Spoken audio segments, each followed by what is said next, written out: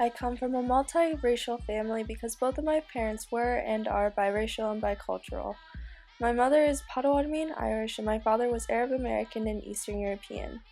As a child, my educational experiences were commonly confusing and at times outright harmful. I credit a lot of my education occurring outside of the classroom with my immediate family and my much larger extended family of grandparents, aunties, uncles, cousins, and non-blood relatives. Most of my teachers did not want me in their classroom because they did not believe I could handle the workload or I was the right fit for their classes. Thus, my father became the pesky parent until my sophomore year, and then in high school when my mother took up the job due to the deterioration of my father's health due to cancer, and also her access to the school as a teacher. This is a picture of my elementary school, Longkoy Elementary. It has been difficult to locate the demographics for the elementary school, but it still receives Title I funding, and I remember as a child up until middle school or high school we had a Head Start program, but I believe it has closed since then due to changing demographics of Kent from 2004 to 2005 on. Unlike Amanda Lewis's examples of the pesky parents for their biracial children who were typically white and mothers, my father was recognizably a man of color who had dropped out of high school and later obtained his GED. I remember in second grade, my parents wanted me to be in Miss Boatsman's class. I remember hearing that Miss Boatsman was super strict, old, and I knew she was the only teacher of color at Longkoy. So second grade came along and there were either 27 or 29 students in my class, while the other two second grade classes had either 21 or 22 students or below.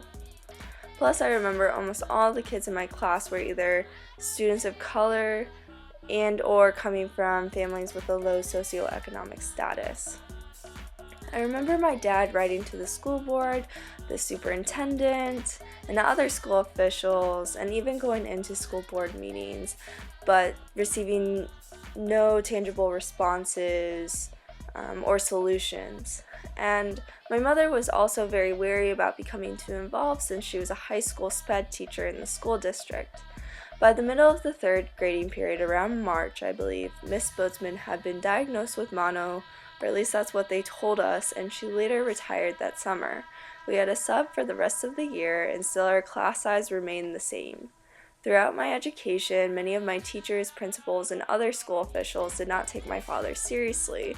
After Miss Boatsman's class, and when my brother started kindergarten, my father began volunteering at our school, when we were in the computer lab, in the music class, because he was a musician, even in our math classes. He was immersed in the school, but he was forever the pesky parent. He would always advocate for us, and it more so worked for my brother.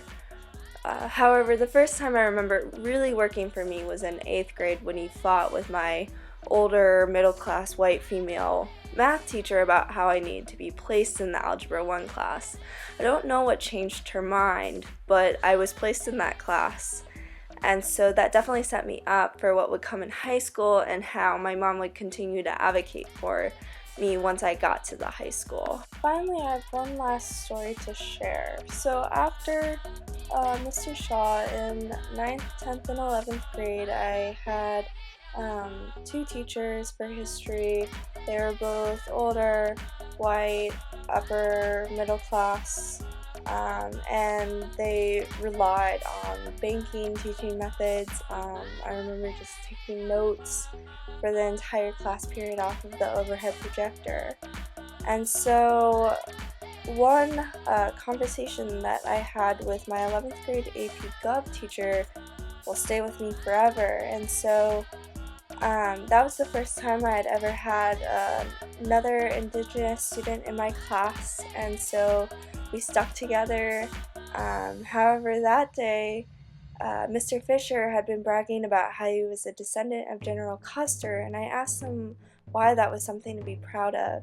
His response was casual, and it somehow led to him asserting that what happened to Native Americans was not genocide. And when he made that statement, I froze and just reflected on everything that I had experienced and just thinking about the complete disregard of Native culture and history that had occurred throughout my educational experience. Um, my experience of, having to read about native savages in my textbook, people saying my name wrong and thinking it was funny and okay to joke around with me by saying my name wrong, and teachers thinking that I wasn't good enough to be in their classes.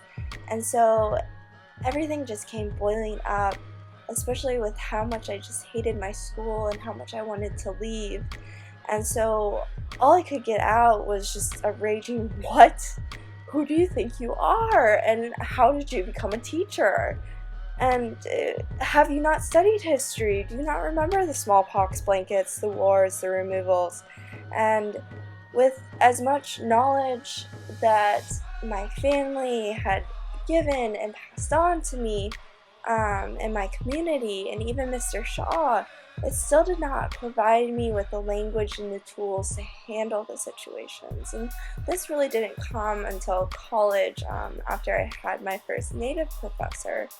And so, as I was screaming, you know, Mr. Fisher's just telling me, "Calm down, calm down. I'll send you to your mother's classroom or send you to the principal's office, or you can just calm down in your seat." And, I chose to calm down in my seat, but it was just, I was left feeling helpless in a lot of ways. And Nicole was, after class, just was like, I didn't even know what to do. I was afraid I was going to have to hold you back. And so it just made me really just reflect on the curricular violence that happens in our schools. And so what can we do to combat that? And not just curricular, but the colonial violence, the school as a colonial tool. And so I want to leave you with this quote.